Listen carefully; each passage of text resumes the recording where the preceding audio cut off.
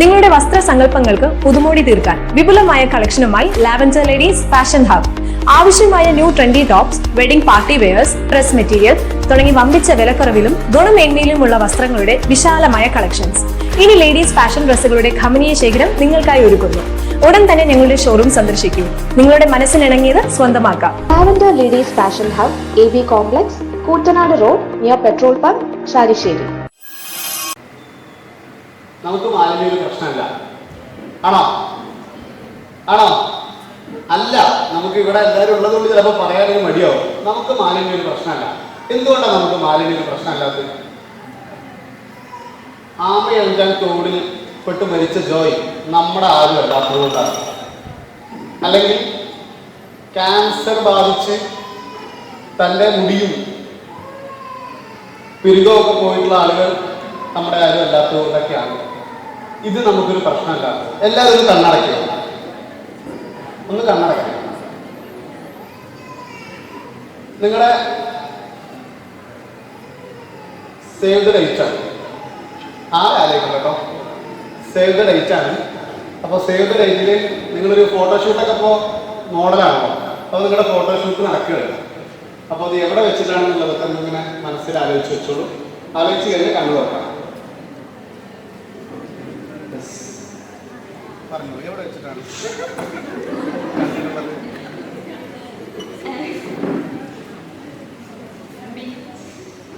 Beach,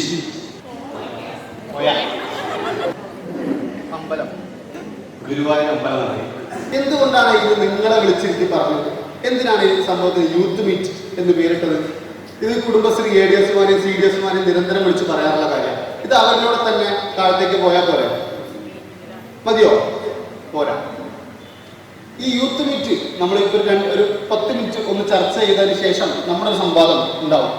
നമുക്ക് ഇതിനെക്കുറിച്ചുള്ള ആശയങ്ങൾ, ഇതുവരെ സർക്കാരും പഞ്ചായത്തും ചെയ്തിട്ടുള്ള കുറേ കാര്യങ്ങൾ, അതിൽ നമ്മുടെ ഐഡിയ ചേർക്കാൻ വേണ്ടി കൂടിയാണ് ഈ യൂത്ത് മീറ്റ് ഇവിടെ സംഘടിപ്പിക്കാൻ വേണ്ടി തീരുമാനിച്ചിട്ടുള്ളത്. അങ്ങനത്തെ ഒരു സബ്ജക്റ്റ് ആണ്.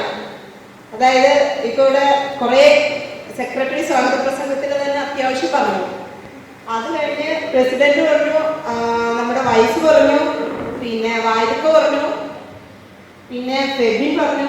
ഇനിയിപ്പോ ഞാനും കുറെ പറഞ്ഞ് നിങ്ങളെ ബോറടിപ്പിക്കുന്നില്ല. നമുക്ക് നേരിട്ട് നമ്മൾ ഇവിടെ എന്തിനാണോ വന്നിരിക്കുന്നത് ആ കാര്യത്തിലേക്ക് കടക്കാം. ഓക്കെ അല്ലേ? യൂത്ത് മീറ്റിലേക്ക് കടക്കാം. ഇപ്പൊ എല്ലാവർക്കും ഡൗട്ട് ഉണ്ടാവും, എന്തിപ്പോ ഈ യൂത്ത് മീറ്റ്? സംശയമില്ലേ? നിങ്ങളെല്ലാവരെയും ഇവിടെ വിളിച്ചു വരുത്തി പറയുന്നു യൂത്ത് മീറ്റ്, വന്ന വർഷം തുടങ്ങി യൂത്ത് മീറ്റ്. യൂത്ത് മീറ്റിന്റെ വാക്കിന്റെ അർത്ഥം അറിയുന്നുണ്ടോ? പക്ഷെ അത് ഇവിടെ എങ്ങനെയാണ് ഇംപ്ലിമെന്റ് ചെയ്യുന്നത് എന്നുള്ളതിന്റെ ഒരു ഐഡിയ ഇല്ലാണ്ടാവും പലരും ഇരിക്കുന്നുണ്ടാവുക. ആണോ അല്ലേ? നമ്മൾ എന്താ ചെയ്യുന്നത് എന്ന് വിചാരിച്ചാൽ, ഇവിടെ കുറെ പറഞ്ഞു, പക്ഷെ എന്താണ് നമ്മൾ ഈ യൂത്ത് മീറ്റ് കൊണ്ട് ഉദ്ദേശിക്കുന്നത് എന്നുള്ളത്.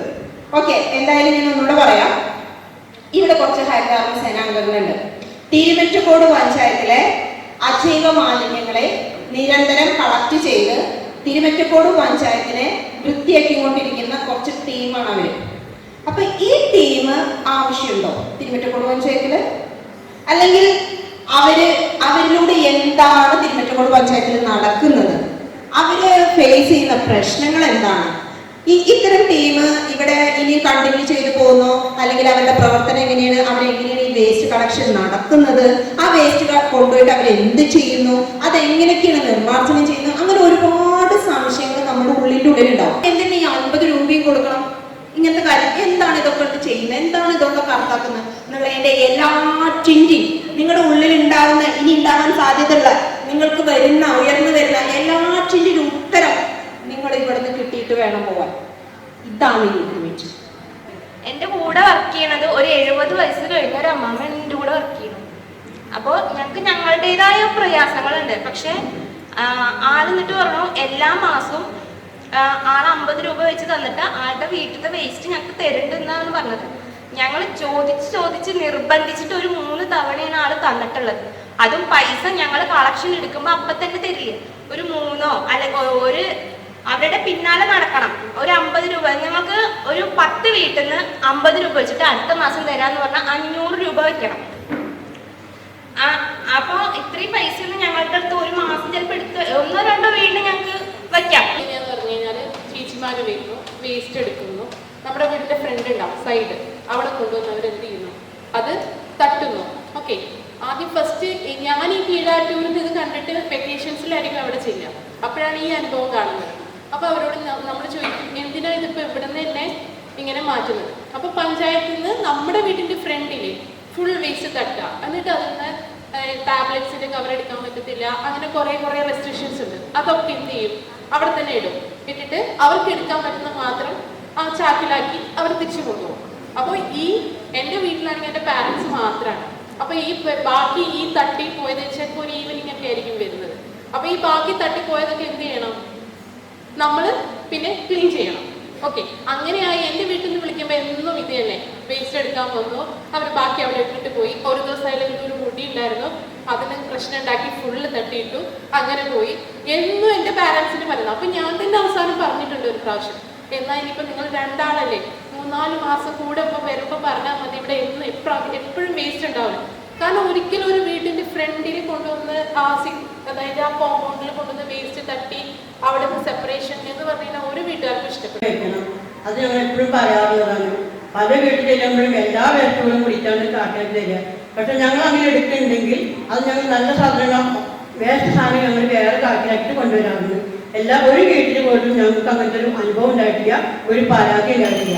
തിരിച്ച് ഞങ്ങൾ ഓരോ വീട്ടിൽ ചെല്ലുമ്പോൾ അവര് ഇവിടെ ആളില്ല പറയും, വാതിലടയ്ക്കും, അല്ലെങ്കിൽ ഇവിടെ അമ്മ ഇല്ല പറയും. അതല്ലെങ്കിൽ ചിലവര് നിങ്ങൾക്ക് ഇവിടെ തരാൻ കാണുന്നില്ല, പ്ലാസ്റ്റിക്കൊന്നും ഞങ്ങളുടെ വീട്ടിലില്ല, അങ്ങനെയൊക്കെ പറഞ്ഞ് ഞങ്ങളെ ഒരുപാട് ചീറ്റൊക്കെ പറഞ്ഞേക്കാറുണ്ട്. പറന്ന് പോയിക്കോളം വരെ ഞങ്ങളോട് പറഞ്ഞിട്ടുണ്ട്. ഞങ്ങൾ കുട്ടികൾ പറഞ്ഞ മാറ്റി ഞങ്ങൾ കരഞ്ഞ് വീട്ടിൽ നിന്ന് ഇറങ്ങി പോകുന്നൊരു അനുഭവം കൂടി ഞങ്ങൾക്ക് ഉണ്ടായിട്ടുണ്ട്. അതൊക്കെ ഒരുപാട് സങ്കടപ്പെട്ട കാര്യം. നമ്മളിതിനെ ഇറങ്ങുന്ന നാട് നന്നാക്കാനും അമ്മമാരും വയസ്സായ അച്ഛന്മാരും എല്ലാ ചെറിയ കുട്ടികളൊക്കെ ഉണ്ട്. അവർക്കൊന്നും ഒരു ബുദ്ധിമുട്ട് വരാതിരിക്കാൻ വേണ്ടിയിട്ടാണ് ഞങ്ങൾ ഈ പ്രവർത്തനം ഏറ്റെടുത്തിരിക്കുന്നത്. യൂസർ ഫീ മേടിക്കുന്നതിനാണ്. അപ്പൊ ഈ യൂസർ ഫീ മേടിക്കുന്നതിനാണ് എല്ലാവർക്കും പ്രശ്നം എന്ന് അറിയാലോ. അപ്പൊ അത് എന്തിനാണ് ഉപയോഗിക്കുന്നത് എന്നുള്ള കറക്റ്റ് അറിഞ്ഞാൽ ഇവർക്ക് അത് വീട്ടിൽ പോയി പറഞ്ഞു കൊടുത്താൽ എങ്ങനെയൊരു ഇതാക്കാൻ പറ്റും. അപ്പൊ തൽക്കാലം നമ്മളുടെ ഈ മാലിന്യ നിർമ്മാർജ്ജനത്തിന് വേണ്ടി ഗവൺമെന്റ് സ്റ്റാർട്ട് ചെയ്തിരിക്കുകയാണ്. നമ്മൾ ഒത്തൊരുമിച്ച് എങ്ങനെ ഇതിനെ നിർമ്മാർജ്ജനം ചെയ്യാം എന്നുള്ളത്. അതിനു വേണ്ടിയാണ് നമ്മൾ ഈ 50 രൂപ യൂസർ ഫീ അവരുടെ ശമ്പളത്തിന്റെ കണക്കിലാണ് നമ്മൾ കൊടുക്കുന്നത്. അവർക്കുള്ള വരുമാനം ഈ 50 രൂപയാണ്. അപ്പോൾ ചിലപ്പോൾ ഭാവിയിൽ അവർക്ക് ഗവൺമെന്റ് ചിലപ്പം ഇത് ഏറ്റെടുക്കാം. പെട്ടെന്ന് ഇത്രയും പേർക്ക് ഒന്നിച്ച് ജോലി ചെയ്ത് കൊടുക്കാനുള്ളൊരു സാമ്പത്തിക ശേഷി ഇല്ലാത്തത് കൊണ്ടാണ്. എന്നാൽ ഏതെങ്കിലും സമയത്ത് നമുക്ക് സാമ്പത്തിക ശേഷി ഉണ്ടാകുമ്പോൾ മാത്രം ഇത് ചെയ്താൽ മതി എന്ന് ചിന്തിക്കാൻ പറ്റുമോ? കാരണം നമ്മുടെ നാട്ടിലൊക്കെ ക്യാൻസർ പോലുള്ള അസുഖങ്ങൾ പടർന്നു പിടിക്കുകയാണ്. അതായത് നമ്മുടെ വീട്ടിൽ നിന്ന് വേസ്റ്റ് കളക്ട് ചെയ്തിട്ട് എല്ലാവർക്കും ഇതേപോലെ മാം പറഞ്ഞ പോലെ തന്നെ ഒരു റൂമിലിട്ട് കൂട്ടി കത്തിക്കുന്നതാണ്. അങ്ങനത്തെ ഒരു കൺസെപ്റ്റാണ് എല്ലാവർക്കും ഉള്ളത്. അപ്പോൾ ഈ നമ്മൾ ഇവർ വന്നിട്ട് വീട്ടിൽ നിന്ന് വേസ്റ്റ് കളക്ട് ചെയ്തിട്ടുള്ള ബാക്കിയുള്ള പ്രോസസ്സ് എന്താണെന്ന് പറഞ്ഞാൽ നമുക്കൊന്നുകൂടി ക്ലിയർ ആയിരുന്നു. നമ്മുടെ പാരൻസിന് ഒക്കെ പറഞ്ഞിട്ട് അവരെ അവെയർ ആക്കാം. അപ്പോൾ ഏതൊക്കെ തരത്തിൽ എങ്ങനെയൊക്കെ വേസ്റ്റ് മാനേജ്മെന്റ് ചെയ്യും എന്നുള്ളതിനെ പറ്റിയിട്ട് പറഞ്ഞുതരാം. അതായത് ഞാൻ ജസ്റ്റ് നിങ്ങൾക്ക് ഏറ്റവും വേഗത്തിൽ മനസ്സിലാവുന്ന ഒരു കാര്യം പറയട്ടെ. നമ്മൾ ഫുട്പാത്തിൽ കണ്ടിട്ടുണ്ടോ ഈ 100 രൂപ പാത്രങ്ങൾ അല്ലെ 40 രൂപ പാത്രങ്ങൾ എന്നൊക്കെ പറഞ്ഞിട്ട് വരുന്നത് കണ്ടിട്ടുണ്ടോ? ഒക്കെ ഈ കൊണ്ടുപോകുന്ന പ്ലാസ്റ്റിക് റീസൈക്കിൾ ചെയ്ത് വരുന്ന സാധനങ്ങളാണ്. നേരെ മറിച്ച് ആ പ്ലാസ്റ്റിക് മണ്ണിലാണ് ഇട്ടിരുന്നു വെച്ചാല് എന്താ ഉണ്ടാവുക? അറിയാം, നിങ്ങൾക്കറിയാം, നിങ്ങളോട് ഇത് പറഞ്ഞു തരണ്ട. അത് മണ്ണിലാണ് കിടക്കുന്നത് വെച്ചാൽ അത് എന്ത് ചെയ്യും? നേരെ മറിച്ചത് അത് കൊണ്ടുപോയി റീയൂസ് ചെയ്ത് റീസൈക്കിൾ ചെയ്ത് അത് വേറൊരു പ്രോഡക്റ്റ് ആക്കി കൊണ്ടുവരുന്നു. നേരെ മറിച്ച് ഇനിയിപ്പോൾ ഇവർ കൊണ്ടുപോകുന്ന സാധനങ്ങളൊന്നും ചെയ്യാൻ പറ്റാത്ത സാധനങ്ങളാണ് വെച്ചാൽ ഇതേപോലെ രാജസ്ഥാൻ, തമിഴ്നാട് പോലുള്ള സ്റ്റേറ്റിൽ കൊണ്ടുപോയി സിമെന്റ് ഫാക്ടറികളിലാണ് അത് റിജക്റ്റ് സാധനങ്ങൾ, ഒന്നും ചെയ്യാൻ പറ്റാത്ത സാധനങ്ങൾ അവിടെ കൊണ്ടുപോയിട്ട് അവരെ സിമെന്റ് ഫാക്ടറികളിൽ ഉപയോഗിക്കുന്നു. അപ്പോൾ അത് എല്ലാ വീട്ടിലും റീസൈക്കിൾ ചെയ്യാനുള്ളത്, റിജക്റ്റ് ചെയ്യാനുള്ള മാലിന്യങ്ങൾ ഏതാണ് പറഞ്ഞു കൊടുത്താലും ചിലപ്പോൾ അത് അവർക്ക് മനസ്സിലാവില്ല, അല്ലെങ്കിൽ ചിലപ്പോൾ കേൾക്കാൻ സമയം ഉണ്ടാവില്ല ചിലവർക്ക്. അപ്പൊ അങ്ങനെയുള്ളൊരു ഇതില് ഏതൊക്കെ മാലിന്യങ്ങളാണ് നമുക്ക് ജൈവ മാലിന്യങ്ങൾ എങ്ങനെ വേർതിരിച്ച് വെക്കണം എന്നുള്ളത് ഒരു സോഷ്യൽ മീഡിയയിലൂടെ പബ്ലിഷ് ചെയ്ത് കഴിഞ്ഞാൽ തന്നെ ഒരുപാട് പേർക്ക് മനസ്സിലാവും. അവരതുപോലെ ചെയ്ത് അത് ഹരിതകർമ്മസേനയുടെ ഒരു ഫലപ്രദമായ ഒരു കാര്യമായിരിക്കും. നമുക്ക് കുറേ തരം അവർ പറയുന്നത് ഞാൻ വാർഡ് 10, എൻ്റെ പേര് അനിത. ജൈവമാലിന്യം എന്ന് പറയുന്നത് നമ്മൾ പച്ചക്കറി വേസ്റ്റ് ഒക്കെയാണ്. അത് നമ്മൾ ഹരിതകർമ്മസേനയ്ക്ക് കൈമാറിയ അത് ചിലരറിയാതെ തന്നെ നമ്മൾ അത് കവറിൽ കെട്ടിയിട്ട് വെച്ചിട്ടുണ്ടാകും. ഇവിടെ വന്ന് ഞങ്ങൾ സെലക്ട് ചെയ്യുമ്പോഴാവും അത് ജൈവമാലിന്യം എന്ന് പറയുന്നത്. ആ ജൈവമാലിന്യം പറയാൻ കുറച്ച് XMLD, സൂപ്പറാൻഡി, മിക്സറിൻ്റെ അങ്ങനെ കുറേ ഒരു 10-20 തരം കവറുകളുണ്ട്. അത് നമുക്ക് റീസൈക്കിൾ ചെയ്യാൻ പറ്റില്ല. അല്ലാത്ത BB അങ്ങനെയുള്ള കുറേ മിക്സർ, തേയില, ആട്ടപ്പൊടി, ഉപ്പ് ഇതിൻ്റെ കവറൊന്നും റീസൈക്കിൾ ചെയ്യാൻ പറ്റില്ല. അതാണ് നമ്മൾ സിമെൻറ്റ് ഫാക്ടറിയിലേക്ക് എടുക്കുന്ന ചെരുപ്പ്, തുണി മാലിന്യങ്ങൾ, ബാഗ്, ഇത്ര കവറുകളാണ് മാറ്റി വെച്ചിട്ടുള്ളത്. എന്താണ് ഹരിതകർമ്മസേന ഒരു പഞ്ചായത്തിന് ഇല്ല, അവിടുത്തെ അജൈവ മാലിന്യങ്ങൾ ഹരിതകർമ്മസേന കളക്ട് ചെയ്യുന്നില്ല എങ്കിൽ പിന്നെ ആ പഞ്ചായത്തിന്റെ അവസ്ഥ എന്താ? പറയൂ, നിങ്ങൾ പറയൂ. ആരുടെ കയ്യിൽ മൈക്കുണ്ടല്ലോ? പറയൂ പറയൂ പറയൂ. എന്താണ്ടാവുക? വീടുകളിൽ ആ പ്ലാസ്റ്റിക് സാധനങ്ങളെല്ലാം കത്തിക്കും. ഓക്കെ, ഒരു ആൻസർ. പിന്നെ അടുത്ത കുറച്ച് പോയിന്റ്സ് വരട്ടെ. സ്ക്രാപ്പ് സാധനങ്ങളൊക്കെ നമ്മൾ പുറത്തുനിന്ന് പൈസ വിൽക്കല്ലേ, കുറേയൊക്കെ കാണും. ഓക്കെ, അടുത്തത് ബാക്ക് ഒരു 1-2 പേര് ഒരു മറുപടി പറഞ്ഞാൽ ഹരിതകർമ്മസേന ഇല്ല എങ്കിൽ എന്താണ് അവിടെ നടക്കുക? മണ്ണിലേക്ക് വലിച്ചെറിയും. പിന്നെ സേനയുടെ വർക്ക്, അവര് ഈ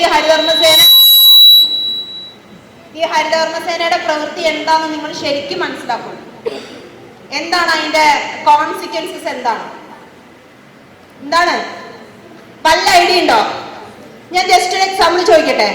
നിങ്ങൾ എല്ലാവരും വീട്ടിലാണ്, ഒരു 10 വീട് ഗ്യാപ്പ് ഇട്ടിട്ട് നിങ്ങളൊന്ന് നോക്കി നോക്കൂ, കുട്ടികളില്ലാത്ത വീടുണ്ടോ?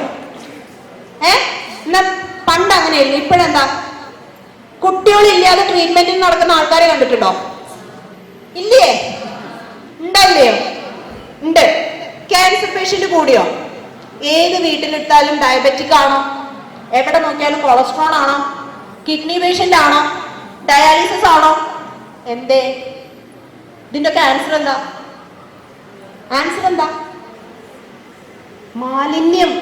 മാലിന്യമാണ് ഇത്. മാലിന്യത്തിനെ പ്രോപ്പറായിട്ട് കൈകാര്യം ചെയ്യുന്നില്ല എന്നുള്ളതിന്റെ കോൺസിക്വൻസസ് ആണ് നമ്മൾ ഇന്ന് അനുഭവിക്കുന്നത്. ഇന്ന് ഞാൻ ചോദിക്കട്ടെ, ഇന്ന് ഒരു പഞ്ചായത്തിൽ ഒരു ബഡ്സ് സ്കൂൾ ഉണ്ട്. അറിയോ നിങ്ങൾക്കത്? അറിയോ? എന്താ കാര്യം? മാലിന്യമാണ്. ഈ ഗർഭാവസ്ഥയിലുള്ള ശിശുവിനെ അടക്കം ഒരു ഓട്ടിസം ബാധിച്ച കുട്ടിയായിട്ട് വളർത്തിക്കൊണ്ടുവരുന്നത് മാലിന്യമാണ്. ക്യാൻസർ പേഷ്യന്റ് കൂടിയത് മാലിന്യമാണ്. 12 വയസ്സുള്ള ഒരു കുട്ടിക്ക് ഡയാലിസിസ് പേഷ്യന്റായി മാറിയത് മാലിന്യമാണ്. ഇത്രയും മാലിന്യം പ്രശ്നമാണ് എങ്കിൽ ഇവരിവിടെ വർക്ക് ചെയ്യണോ വേണ്ടയോ?